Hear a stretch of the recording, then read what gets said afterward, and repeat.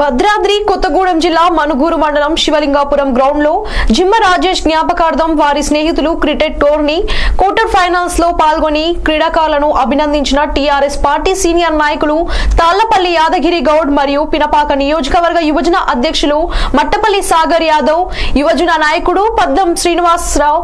Gurram Srujana, Yampati Sandeep Reddy తదితరులున్నారు.